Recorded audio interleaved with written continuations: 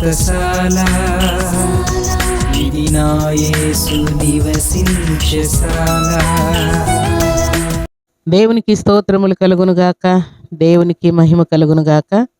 సర్వశక్తిమంతుడు అయినటువంటి దేవాతి దేవుడు మనలందరినీ ప్రేమించి మరొక శ్రేష్టమైన శుభదినాన్ని దేవుడు మనకు అనుగ్రహించాడు. ప్రియులారా, ఈ శుభదినాన ప్రతి ఉదయం బెతెస్తా ఉదయకాల ప్రార్థన ఊటలు అనే కార్యక్రమం ద్వారా దేవుడు మనందరితో మాట్లాడుతూ ఉన్నాడు. ఆయన కృపను మెండుగా నిండుగా అనుగ్రహిస్తూ ఉన్నాడు. ఈ శుభదినాన్ని కూడా సర్వాధికారి మనకిచ్చిన శ్రేష్టమైన వాక్కును చదువుకుందాం. మొదటి సమూయేలు గ్రంథం 10వ అధ్యాయం 24వ వచనాన్ని చదువుకుందాం.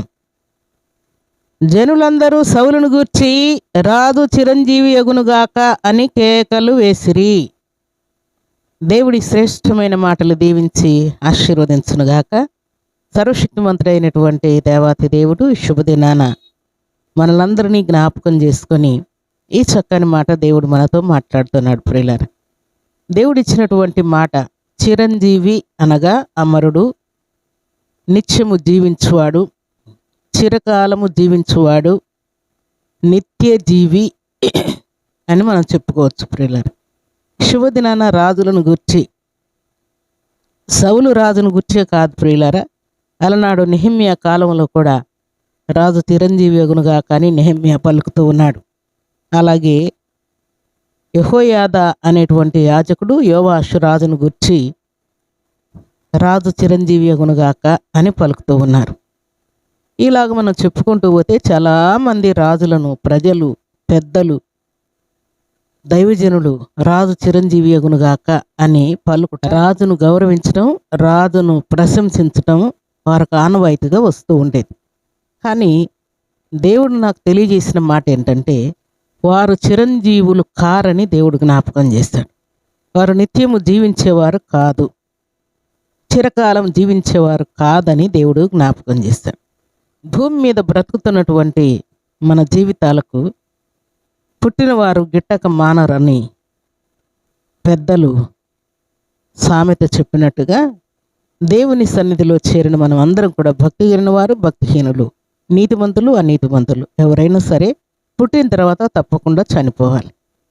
చనిపోయిన తర్వాత పరలోక రాజ్యంలో మనం నీతిమంతులమై దేవుని రాజ్యంలో వర్ధిల్లుతూ ఉంటాం.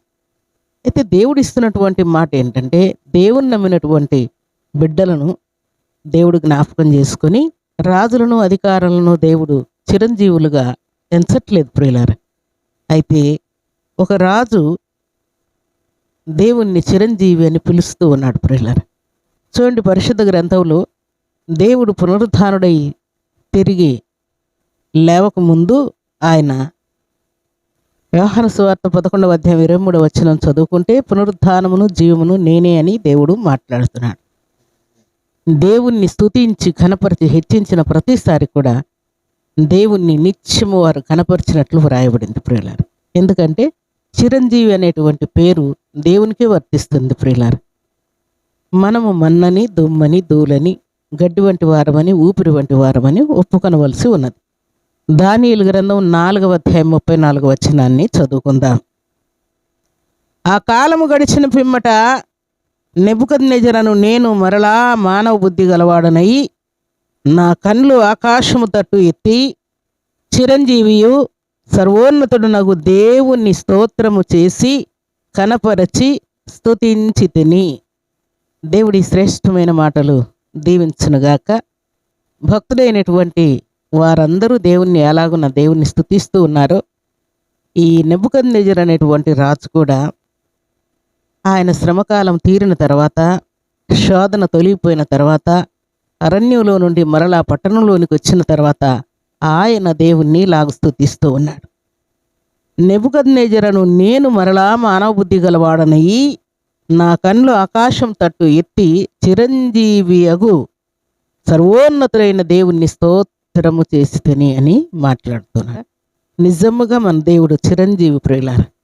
ఆయన నేను ఉన్నవాడను అనువాడనై ఉన్నానని సెలవిస్తూ ఉన్నాడు. అలాగే ఆయన మరణించి సమాధి చేయబడి 3వ దినాన మృత్యుంజయుడిగా తిరిగి లేచి నేను చిరంజీవిని అని ప్రకటన చేసుకుంటూ ఉన్నాడు. ఆయన పరలోక రాజ్యానికి ఆరోహణమైతూ చిరంజీవిని అని ప్రకటన చేసుకుంటూ ఉన్నాడు. మరలా తిరిగి రానయ్యుంటూ ఉన్నాడు. ఆయన తిరిగి రానయుండి మనలందరిని అక్కడ తీసుకుని వెళ్ళి పరలోక రాజ్యంలో మనల్ని కూడా దేవుడు చిరంజీవులుగా ఉంచాలని దేవుడు కోరుకుంటూ ఉన్నాడు. దేవునికి స్తోత్రములు కలుగునుగాక. దేవుని సన్నిధానంలో చేరినటువంటి దేవుని బిడ్డలమైన మనం శుభదినాన నీ జీవితంలో రోగమును బట్టి చనిపోతానని భయపడుతూ ఉన్నావేమో, కరువును బట్టి, కష్టమును బట్టి, నిందలను బట్టి, తీరని సమస్యలను బట్టి కృంగిపోతూ ఉన్నావేమో. అయితే ప్రభుని నమ్మిన బిడ్డలందరూ కూడా ఆయన ఎలాగున చిరంజీవిగా జీవిస్తూ ఉన్నాడో, ఆయన రక్తములో కడుగుబడిన ప్రతి బిడ్డ కూడా చిరంజీవులుగా ఉండుటకై దేవుడు వారిని పట్టుకున్నాడు, ఎన్నుకున్నాడు, పరిశుద్ధాత్మతో నింపాడు, పరలోక రాజ్యానికి వారసులుగా చేశాడు, లోకమాలిన్యం అంటకుండా పరిశుద్ధపరిచాడు ప్రియులారా. అందుకే ఇహలోకంలో మనం ఎంతకాలం జీవించినా ఒకరోజు చనిపోతాం, కానీ పరలోక రాజ్యంలో చిరంజీవులుగా మనం జీవించబోతున్నామని దేవుడు జ్ఞాపకం చేస్తున్నాడు. దేవునికి స్తోత్రములు కలుగునుగాక. మనము ఎలాగున ఇహలోకంలో దేవుని బిడ్డలుగా జీవిస్తూ ఉన్నాము, అనేకులను మనం కూడా చిరంజీవులుగా జీవించటానికి అనేకులను మనం సిద్ధపరచాలని శుభదినాన దేవుడు మనతో మాట్లాడుతున్నాడు. ఇంట్లో ఉన్నా, బయట ఉన్నా, బజార్లో ఉన్నా, కాలేజీలో ఉన్నా, ఆఫీసులో ఉన్నా, సంఘములో ఉన్నా, సమాజంలో ఉన్నా, ఎక్కడున్నా సరే అనేకులను చిరంజీవులుగా మార్చుటకై దేవుడు మనల్ని ఎన్నుకున్నాడన్న సంగతిని మనం జ్ఞాపకం చేసుకోవాలి. మన దేవుడు రాజుల రాజు, ప్రభుల ప్రభు.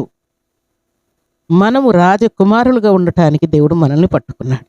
ఆయన చిరంజీవి అయితే ఆయన పిల్లలమైన మనం కూడా చిరంజీవులుగా చిరకాలము జీవించటానికి, పరలోక రాజ్యంలో చేరటానికి ఆయన భూమి మీద మహాయాతన అనుభవించి సిలువలో మరణించి మూడవ దినాన మృత్యుంజయుడి తిరిగి సజీవుడిగా లేచి మనల్ని చిరంజీవులుగా నిలవబెట్టాడు ప్రియులారా. దేవునికి స్తోత్రములు కలుగునుగాక. దేవుని సన్నిధానంలో చేరిన మనం అందరం కూడా చిరంజీవులంగా జీవించడం గాక. దేవుని యొక్క రాజ్యంలో దేవుని బిడ్డలంగా జీవించడం గాక. ఉదయకాల దీవెనలు, ఆశీర్వాదములు మనం అనుభవించడం గాక.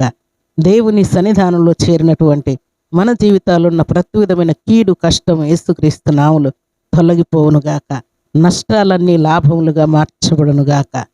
రోగాలన్నీ కూడా నయమైపోవునుగాక. అన్ని రిపోర్ట్స్ నార్మల్ వచ్చునుగాక. పసిబిడ్డలు మొదలుకొని పెద్దవారి వరకు దేవుని యొక్క సమృద్ధి అయిన ఆశీర్వాదములు మీ మీద కుమ్మరించబడునుగాక.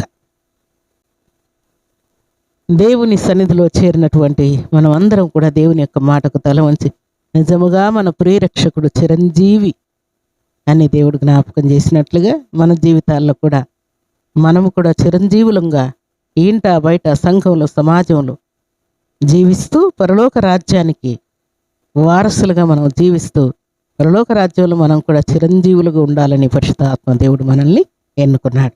కాబట్టి శుభదినాన ఉదయకాల దీవెనలు, ఆశీర్వాదములు పొందుకొని మన రాకపోకల్లో, ప్రయాణాల్లో, విద్యాబుద్ధుల్లో, ఎగ్జామ్స్లో, జాబ్ విషయంలో, మ్యారేజ్ విషయంలో, సంతాన విషయంలో, మరి వివిధ రకములైనటువంటి ఇంటర్వ్యూలు, అన్ని విషయాల్లో దేవుడు మిమ్మను బహుగా ఆశీర్వదించి మిమ్మను స్థిరపరిచి బలపరచునుగాక. అలాంటి కృపా భాగ్యం సర్వశక్తిమంతుడైనటువంటి దేవాతి దేవుడు సర్వసమృద్ధిగా మనందరికి అనుగ్రహించి ఆశీర్వదించునుగాక. ఆమేన్. ప్రార్థన చేసుకుందాం. భూమి ఆకాశములను కలుగు చేసిన మా తండ్రి, మీకు స్తోత్రాలు. నిజముగా మీరు ఇచ్చిన శ్రేష్టమైన వాక్కును బట్టి కీర్తిస్తున్నారు. నిజముగా తండ్రి, మీరు చిరంజీవిగా జీవిస్తున్నారయ్యా. కోట్లాది వందనాలు. మీకు ఆది అంతం లేదు తండ్రి. మీకు స్తోత్రాలు. నిన్న నేడు నిరంతరం ఏకరీతిగా ఉన్న దేవుడు మీరే దేవా. మీకు స్తోత్రాలు. ఈ శుభదినాన మీ సన్నిధిలో చేరి ఈ మాటలు వింటున్న బిడ్డలందరినీ కూడా మీరు ఆశీర్వదించి మేలుతో తృప్తిపరచమని ప్రార్థిస్తూ, మీ బిడ్డలు కూడా లోకమాలిన్యం అంటకుండా మీకు ఇష్టలై, యోగ్యులై, మీ రాజ్యానికి వారసులై చిరంజీవులుగా జీవించినట్లుగా కరుణ చూపుతూ మేలుతో తృప్తిపరచి మహిమ పొందమని, వ్యాధి బాధలన్నీ కొట్టివేయమని, రాకపోకల్లో తోడించమని, ఎగ్జామ్స్లో కృపనివ్వమని, జాబ్ క్లియర్ చేయమని, మ్యారేజ్ సెటిల్ చేయమని, వారి కరువు కష్టమును తీర్చమని, ఈ దినం బర్త్డేలు, మ్యారేజ్ డేలు జరుపుకున్న బిడ్డలకు నువ్వు దీవెన దయచేయమని ప్రార్థిస్తూ, ఈ ఉదయకాల దీవెనల ఆశీర్వాదం సర్వసమృద్ధిగా ప్రసాదించి మేలుతో తృప్తిపరచమని యేసుక్రీస్తు అతి పరిశుద్ధమైన నామమున స్తుతించి ప్రార్థించి వేడుకుంటున్నాము తండ్రి. ఆమేన్.